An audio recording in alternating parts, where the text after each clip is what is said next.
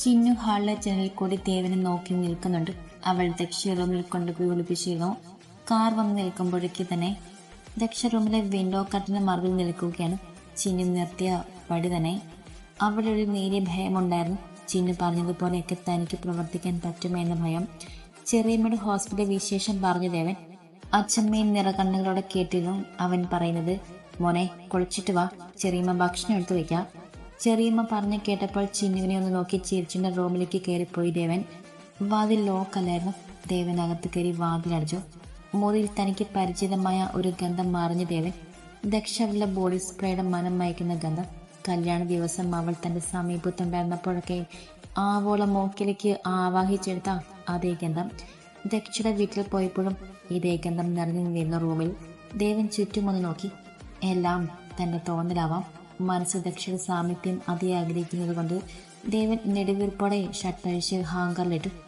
കർട്ടന്റെ വിടവിലൂടെ ദക്ഷ കണ്ടു ദേവനെ. തന്റെ കഴുത്തിൽ താലി കെട്ടിയ പുരുഷനെ അവളുടെ കവളുകൾ ചുവന്നു തൊടുത്തു. ഷെൽഫിൽ നിന്ന് ടവലെടുത്ത് ബാത്റൂമിലേക്ക് കയറി ദേവൻ. ദക്ഷ അവിടെ തന്നെ നിന്നു. കുറച്ചു സമയം കഴിഞ്ഞപ്പോൾ ദേവൻ കുളി കഴിഞ്ഞിറങ്ങി വന്നു. കണ്ണാടിക്ക് മുന്നിൽ നിന്നു. കണ്ണാടിയിൽ കൂടി കർട്ടന്റെ ഭാഗം കാണാം ദേവന്.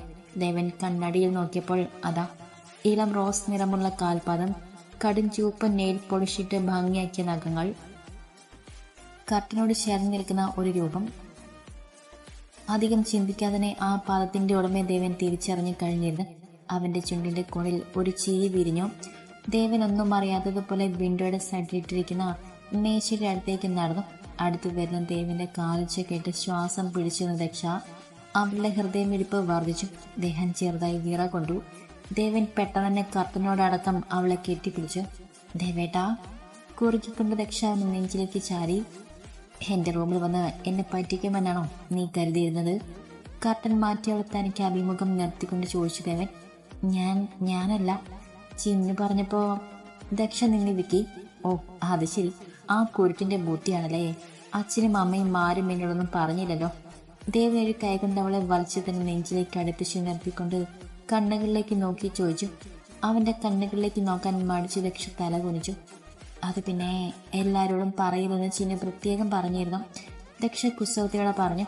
എന്നാലും ഞാനിതൊന്നും പ്രതീക്ഷിച്ചില്ല കേട്ടോ. ഈ അകത്ത് കയറിയപ്പോൾ തന്നെ നിന്റെ സാമീപ്യം അറിഞ്ഞിരുന്നു ഞാൻ. നീ എൻ്റെ അടുത്ത് ഉണ്ടായിരുന്നെങ്കിലെന്ന് അതി ആഗ്രഹിക്കുന്നത് കൊണ്ടാവാം. എന്റെ മനസ്സിനെ പറഞ്ഞ് പഠിപ്പിച്ചാണ് ഞാൻ ബാത്റൂമിലേക്ക് കയറിയത്. അവന്റെ മുടിയിൽ നിന്നും ഊർന്നു വരുന്ന വെള്ളത്തുള്ളി താഴ്ത്തുമ്പിലൂടെ അവളെ നെറ്റിയിലേക്ക് വീണു. അവന്റെ നെഞ്ചിലേക്ക് മുഖം അമർത്തി കണ്ണുകളടച്ചു ദക്ഷ. അവന്റെ പ്രണയാർദ്രമായ വാക്കുകൾ അത്രമേൽ അവളെ സ്വാധീനിച്ചു കഴിഞ്ഞിരുന്നു. അവന്റെ നെഞ്ചിലേക്ക് ഒതുങ്ങി നിൽക്കാൻ അവൾ ആഗ്രഹിച്ചു. ദേവന്റെ കൈ രണ്ടും അവളെ പുഴുങ്ങി പിടിച്ചു. നെറ്റിയിൽ അമർത്തി ചുംബിച്ചു. ദീർഘനേരത്തെ ചുംബനത്തിന് ശേഷം അവളെ തനിക്ക് അഭിമുഖം നിർത്തി ഒന്ന് ഒഴിഞ്ഞു നോക്കി ദേവൻ. എനിക്ക് ഈ നാണൊന്നും ചെയ്തില്ല കേട്ടോ. എനിക്ക് എന്നോട് പോരെടുക്കാൻ വരുന്ന ദക്ഷ വേണം. നിനക്ക് ഓർമ്മയുണ്ടോ? ഏതാണ്ട് 2 മാസം മുൻപ് നിന്റെ പിറന്നാളിൻ്റെ അന്ന് നീ ക്ഷേത്രത്തിലേക്ക് പോകുമ്പോൾ ചെളി തെറിപ്പിച്ചുകൊണ്ട് പാഞ്ഞു പോയി ബുള്ളറ്റിന്റെ പിന്നാലെ ഓടി വന്ന് കല്ലെടുത്തെറിഞ്ഞത്? ദേവൻ അത് പറഞ്ഞപ്പോൾ ദക്ഷ ഒരടി പിന്നോക്കം മാറി. ഉവ്, ഞാൻ ഓർക്കുന്നു. അന്ന് നീ എറിഞ്ഞ കല്ല് എവിടെ കൊണ്ടെന്ന് നിനക്കറിയോ? ദക്ഷ ഉരുകിപ്പോയി. കാരണം കല്ലെറിഞ്ഞപ്പോൾ കൊണ്ടത് അയാളുടെ തലയിലായിരുന്നു. ഏതാണ്ട് പിൻതലയിലായി. വെള്ള ഷർട്ടിൽ ചോര പടരുന്നത് കണ്ടതേ ഓർമ്മയുള്ളൂ. തല കറങ്ങി താഴെ വീണ് പോയി. വീഴുന്നതിനിടയിലും ബുള്ളറ്റ് നിർത്തി തന്റെ നേരെ ഓടി വരുന്ന അവ്യക്തമായ ഒരു രൂപം. ദേവൻ അവളുടെ വലത് കൈ പിടിച്ച് അവന്റെ പിൻതലയിൽ ഒഴിഞ്ഞു. കണ്ടോ, അന്നത്തെ മുറിവ് തന്നെ ഓർമ്മയാണ്.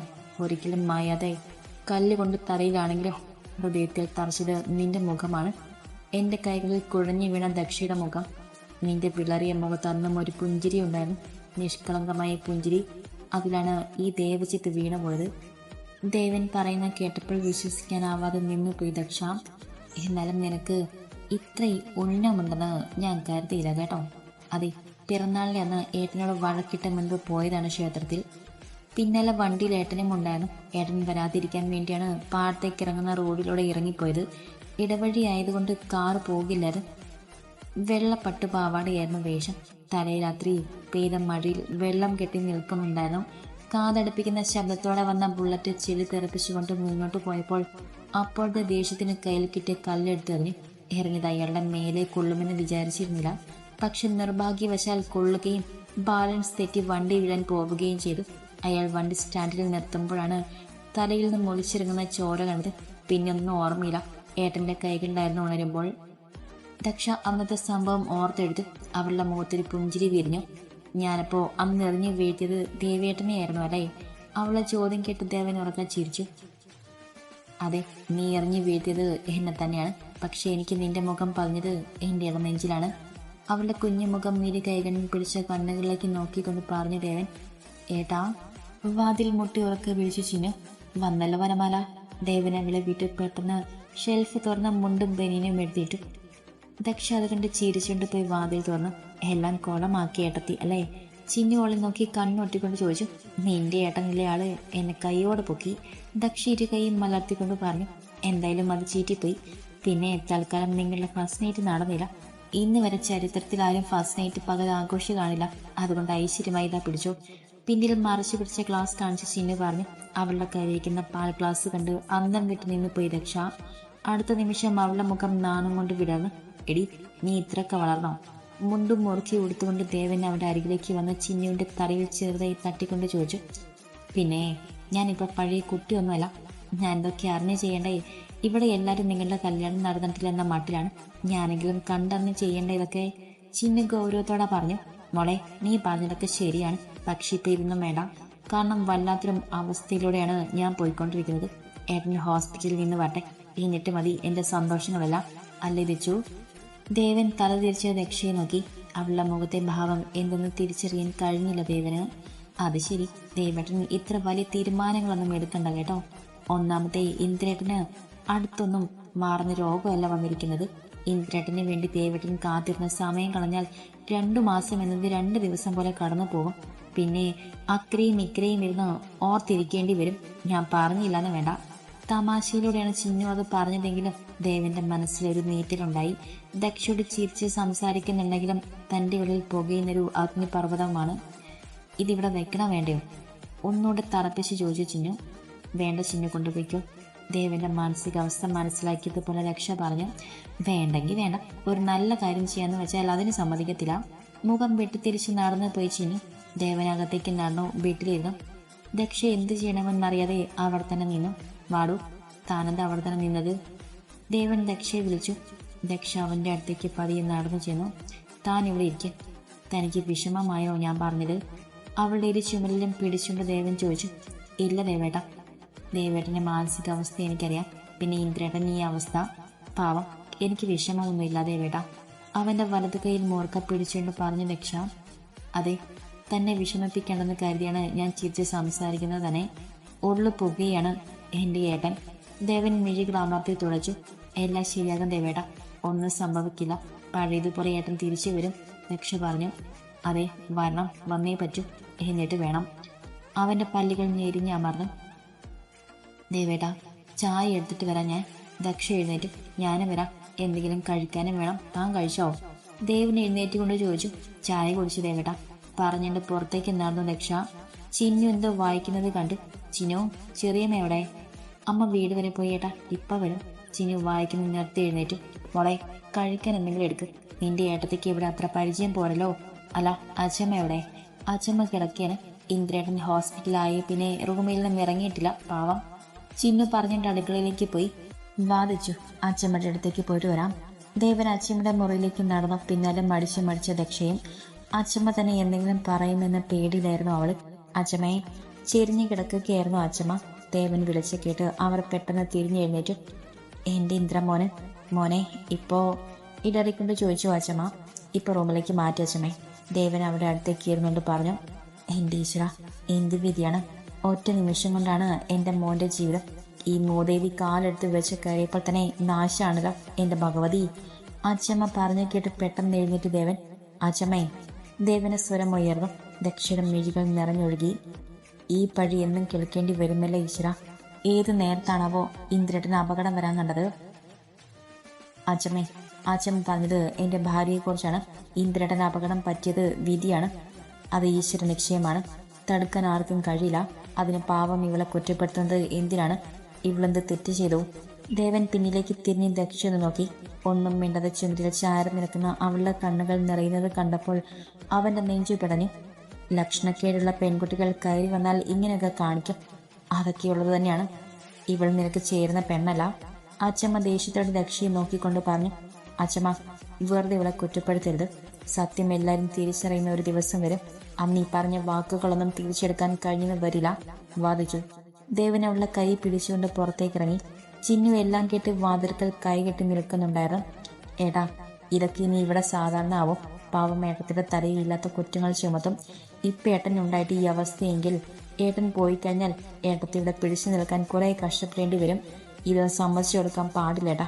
ഇവിടെയുള്ളവർക്ക് ആർക്കും 18-ാം നൂറ്റാണ്ടിന് വണ്ടിയും കിട്ടിയിട്ടില്ല. ജാതകദോഷവും ലക്ഷണക്കേടും പുച്ഛം തോന്നുന്നു എനിക്ക് ഈ വ്യവസ്ഥിതിയോട്, ചിന്നു പറഞ്ഞിട്ട് ദക്ഷയെ നോക്കി. ഏട്ടത്തി ഇങ്ങനെ കരഞ്ഞു നിന്നാൽ അതിന് നേരം കാണും. നമുക്ക് പറയാനുള്ളത് ആടെ മുഖത്ത് നോക്കിയാലും പറയാൻ പഠിക്കണം. എല്ലാം ജാതകവും നാളും നോക്കിയാണ് ഏട്ടത്തി ഇങ്ങോട്ട് കല്യാണം കഴിപ്പിച്ചു കൊണ്ടുവന്നത്. എന്നിട്ടും നീ ഇങ്ങനെയൊക്കെ വണ്ണമെങ്കിൽ പറയുന്നത് പോലെ ഏട്ടത്തിന്റെ ദോഷം കൊണ്ടല്ല, എന്തുകൊണ്ടും മറിച്ചായിക്കൂടാ.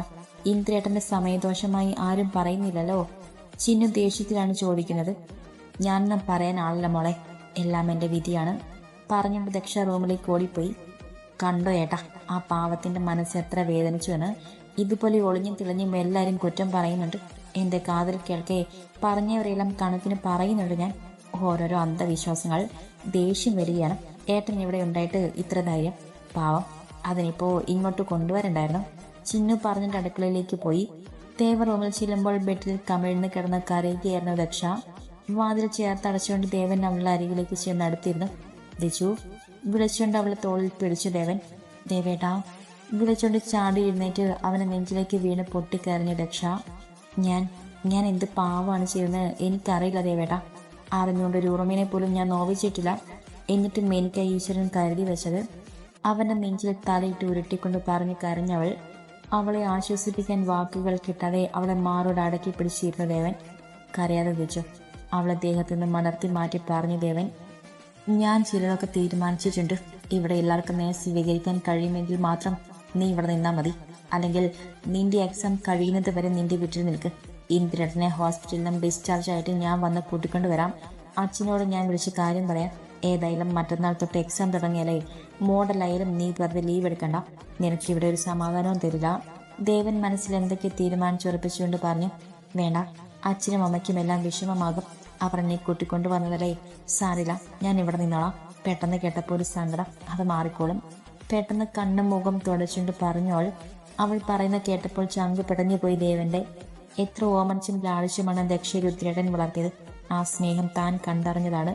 അന്ന് അവൾ ബോധം കെട്ട് വീണപ്പോൾ അവളെ താൻ എന്താ ചെയ്തെന്ന മട്ടിൽ തന്നെ അടിക്കാൻ ഓടി വന്നവനാണ് രുദ്രേട്ടൻ. ഒരു വിധത്തിലാണ് കോപിച്ചു നിൽക്കുന്ന രുദ്രേട്ടനെ ഒതുക്കിയത്.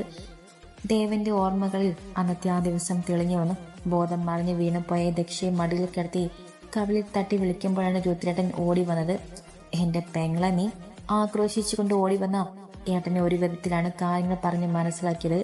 ദേവേട്ട, സാരില്ല, എനിക്ക് വിഷമമൊന്നുമില്ല. അവന്റെ ഇരിപ്പ് കണ്ട സങ്കടം വന്നു അവൾക്ക്. എന്ത് വേണമെന്ന് എനിക്കറിയാം, ഞാൻ ഹോസ്പിറ്റലിലേക്ക് ഇറങ്ങുകയാണ്. ദേവൻ പറഞ്ഞൊരു ഡ്രസ്സ് മാറാൻ പോയി. ദേവേട്ട, കഴിച്ചിട്ട് പോയാൽ മതി. ദക്ഷ പെട്ടെന്ന് പുറത്തേക്ക് പോകാൻ ഒരുങ്ങി. വേണ്ട, ഇനിയിപ്പോൾ ഒന്നും ഇറങ്ങില്ല. അച്ഛനെ കണ്ട് സംസാരിച്ചിട്ട് ഞാൻ വരാം. താൻ ഒരുങ്ങി നിന്നു. തൻ്റെ പഠിപ്പെങ്കിലും നല്ല രീതിയിൽ നടക്കട്ടെ. താൻ പേടിക്കണ്ട, ഞാൻ തൻ്റെ കൂടെ ഉണ്ട്. അവളെ നെറ്റിയിൽ അമർത്തി ചുംബിച്ചിട്ട് ദേവൻ പുറത്തേക്ക് ഇറങ്ങിപ്പോയി. ടെക്സ്റ്റൈൽസിൽ നിന്ന് മണ്ണും പതിവില്ലാത്ത തിരക്കായത്. ഇടയ്ക്ക് ചെമ്മിൽ തൂക്കിയിട്ട വലിയ ക്ലോക്കിലേക്ക് സരിതയുടെ നോട്ടം ചെന്നെത്തി നിന്നു. ഈശ്വര, സമയം 6:30 കഴിഞ്ഞല്ലോ. കണക്ക് കൊടുത്തിറങ്ങുമ്പോഴേക്കും 7:30 കഴിയും. ലാസ്റ്റ് ബസ്സും പോയി കാണും. പെട്ടെന്ന് ജോലികൾ തീർക്കാൻ തുടങ്ങിയ സരിത എല്ലാം കഴിഞ്ഞിറങ്ങുമ്പോഴേക്കും നന്നായി ഇരുട്ടി തുടങ്ങിയിരുന്നു. പ്രതീക്ഷിക്കാതെ കാലം തെറ്റി വന്ന മഴയിലാകെ നനഞ്ഞുകൊണ്ട് അവൾ ബസ് സ്റ്റാൻഡിലേക്ക് ഓടി. ബസ് സ്റ്റാൻഡിലും മഴയായതുകൊണ്ട് ആളുകൾ കുറവായിരുന്നു. നനഞ്ഞൊട്ടിക്കൊണ്ട് അവൾ ബസ് കാത്തു നിന്നു. ഇന്നിനി അവിടേക്ക് ബസ് പോകില്ല കേട്ടോ, നല്ല മഴയാണ്, ആളുകളും കുറവ്. കുട്ടി വില ഓട്ടോയും വിളിച്ച് പോകാൻ നോക്കി. ഡ്രൈവർ പറഞ്ഞപ്പോൾ അറിയാതെ നെഞ്ചിൽ കൈ വെച്ച് പോയി സരിത. ബസ് സ്റ്റാൻഡിൽ കൂടി അപ്പുറത്തെ വശത്തെ റോഡിലേക്ക് ഇറങ്ങി കുറച്ച് മാറിയാണ് ഓട്ടോ പാർക്ക്. ആൾ സഞ്ചാരം കുറവുള്ള സ്ഥലമായിരുന്നു അത്. ചുറ്റും ഇരുട്ട്. കാലും വലിച്ചു വെച്ച് അവൾ നടക്കാൻ തുടങ്ങി. എന്നാണ് ഇരുട്ടിൽ നിന്ന് 2 രൂപങ്ങൾ അവൾക്ക് നേരെ പാഞ്ഞു വന്നത്. പ്രതീക്ഷിക്കാതെ നടന്ന ആക്രമണത്തിൽ അവളുടെ കാലുകൾ ഇടറിപ്പോയി. ഉറക്കം നിലവിളിച്ചുകൊണ്ട് അയാളുടെ കൈ വിടുവിക്കാൻ ശ്രമിച്ചവൾ. അപ്പോഴേക്കും മറ്റയാൾ അവളുടെ വാ പൊത്തിപ്പിടിച്ചു കഴിഞ്ഞിരുന്നു. ഇതേ സമയം ലാസ്റ്റ് ബസ്സും ബസ് സ്റ്റോപ്പിൽ വന്ന് നിന്നപ്പോൾ സരിത ഇല്ലെന്ന് കണ്ട് ദിനേശൻ അവിടെ ടെക്സ്റ്റൈൽസ് ലക്ഷ്യമാക്കി ഓട്ടോ വിട്ടു. അവിടെ ചെന്നപ്പോഴാണ് സരിത ഇറങ്ങിയെന്ന് സെയിൽസ് ബോയ് പറഞ്ഞത്. എത്ര സമയമായി ഇറങ്ങിയിട്ട്? ദിനേശൻ ചോദിച്ചു. 5 മിനിറ്റ് ആയിട്ടുള്ളൂ. ഇപ്പൊ സ്റ്റാൻഡിൽ എത്തിയിട്ടുണ്ടാവുള്ളൂ. ദിനേശൻ ഓട്ടോ പെട്ടെന്ന് വിട്ടു. സ്റ്റാൻഡിൽ സരിതയെ തിരഞ്ഞു അവൻ. ചേട്ടാ, ഒരു പെൺകുട്ടി ഇപ്പോ ഇവിടേക്ക് വന്നോ? കണ്ടവരുടെ മുഴുവനും അവൻ ചോദിച്ചു. അപ്പോഴാണ് സരിതയെ കണ്ട ഡ്രൈവർ അവനെ കാണുന്നത്. ആ കുട്ടിയെ ഞാൻ കണ്ടിരുന്നു. ഓട്ടോ സ്റ്റാൻഡിലേക്ക് പോയിട്ടുണ്ട്. ദാ ഇതിലൂടെയാണ് കണ്ടത്. ഇന്നിപ്പോ ആ വഴിക്ക് ബസ്സൊന്നും ഉണ്ടാകില്ലെന്ന് ഞാൻ പറഞ്ഞു. നല്ല മഴയല്ലേ? അയാൾ പറഞ്ഞു കേട്ടപ്പോൾ ദിനേശൻ പെട്ടെന്ന് വഴിയിലൂടെ ഓടി. ഇരുളടഞ്ഞ ആ മൂലയിലേക്ക് എത്തിയപ്പോഴാണ് അവിടെ ഒരു സ്ത്രീയുടെ അടക്കി പിടിച്ച ശബ്ദം അവന്റെ കാതിൽ പതിഞ്ഞത്. കയ്യിലിരുന്ന മൊബൈൽ ടോർച്ച് ഓൺ ആക്കി ദിനേശൻ. ശബ്ദം കേട്ട ദിശയിൽ അവൻ കാതു പൊറപ്പിച്ചു നടന്നു. അവൻ ഞെട്ടിപ്പോയി. താഴെ വീണ് കിടക്കുന്ന പെൺകുട്ടി. അവളെ ബലം പ്രയോഗിച്ച് കീഴ്പ്പെടുത്താൻ ശ്രമിക്കുന്ന ഒരുവൻ. അവളുടെ കൈ ഒരുത്തൻ പിടിച്ചു വച്ചിരിക്കുന്നു. ദിനേശൻ ഉറക്കെ ആക്രോശിച്ചുകൊണ്ട് അവിടെ അടുത്തേക്ക് പാഞ്ഞു ചെന്നു. അവന്റെ അലർച്ച കേട്ട് ഞെട്ടി അവർ ഓടിപ്പോയി. എടാ, അമ്മയും പെങ്ങളും തിരിച്ചറിയാത്ത അവൻ വിളിച്ച തെറി അന്തരീക്ഷത്തിൽ മുഴങ്ങി കേട്ടു. ഇരു കൈകളും കൊണ്ട് മറച്ചു പിടിച്ചുകൊണ്ട് എഴുന്നേറ്റിരുന്നു അവള്. അവളിവിടെ പിടിവരിയിൽ കീറിപ്പോയിരുന്നു അവളെ ബ്ലൗസിന് മുൻവശം. മുടി അഴിഞ്ഞു വീണു. മുഖം മറച്ചിരിക്കുന്ന പെൺകുട്ടിയുടെ മുഖത്തേക്ക് വെളിച്ചം കാണിച്ചു ദിനേശൻ. സരിത, നീ? അവനെ സ്വരം ഇടറി. അവളുടെ വായിൽ തിരികെ കയറ്റി സാരി വലിച്ചു മാറ്റിയവൻ. ദിനേശേട്ടാ, അലമുറയിട്ട് കരഞ്ഞുകൊണ്ട് അവന്റെ നെഞ്ചിലേക്ക് വീണു അവള്. ഒരു നിമിഷം വരൻ വൈകിയിരുന്നെങ്കിൽ എന്നെ അവർ. സരിത വിക്കി പറഞ്ഞപ്പോൾ ദിനേശൻ അവളെ ഇരു കൈകൾ കൊണ്ടും ചുറ്റിപ്പിടിച്ചു. നിന്നെ ഈശ്വരൻ കരുതി വെച്ചത് എനിക്ക് വേണ്ടിയല്ല പെണ്ണെ. നിന്റെ പിന്നാലെ നിഴല് പോലെ ഞാനില്ലേ? ആർദ്രമായി അവന്റെ വാക്കുകൾ കേട്ട് സരിത അവന്റെ കണ്ണുകളിലേക്ക് നോക്കി. വാ, നമുക്ക് പോവാം. സാരി തലപ്പ് അവളെ ദേഹത്തേക്ക് വലിച്ചിട്ട് പുതപ്പിച്ചുകൊണ്ട് പറഞ്ഞു അവൻ. അവളെ ചേർത്ത് പിടിച്ച് ഓട്ടോയുടെ അരികിലേക്ക് നടന്നു അവൻ. തലച്ചു പെയ്യുന്ന മഴയിൽ ഒരുമിച്ച് നനഞ്ഞുകൊണ്ട്.